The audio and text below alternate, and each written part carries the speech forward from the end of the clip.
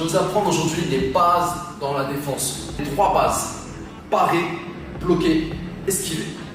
Le premier qui est parer. Parer les coups, ça veut dire quoi? Avec ta main, tu vas aller intercepter le coup qui arrive ici. Comme si c'était une mouche ou un moustique. Bam. Attention, tu ne pars pas vers le bas. Tu vas le parer sur le côté. Poum, poum. Tu pars, tu n'accompagnes pas. Si tu accompagnes, tu lui enlèves une main, mais toi aussi tu as une main en moins. Donc le but c'est pam, tu reviens. Pam, tu reviens. Pour par la suite pouvoir pam, boum, boum, attaquer. Parer, parer, attaquer, attaquer. Parer, attaquer. D'accord? Ça c'est le premier point. Le deuxième, c'est bloquer. Donc on passe de là, quand on se prend un rafale de coups, on passe à la garde haute. De cette garde haute là, tu peux te manger tous les jab cross, mais si vous regardez bien, le crochet passe. Donc, quand tu vois le crochet arriver, tu gardes un œil toujours les yeux ouverts sur l'adversaire, tu bloques ici. Bloque ici. Comment bloquer? Mon mémotechnique est très simple, tu recoiffes les cheveux derrière l'oreille en remontant le coude. Tu n'écartes surtout pas. Ici. Bam. Bam. Donc tu passes à là pour les jab cross, bam, bam.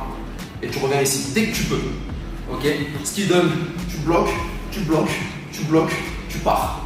Et le troisième qui est l'esquive la plus basique, et le premier que je vous apprends, c'est le retrait du buste. Le buste, ici, tu fais un retrait.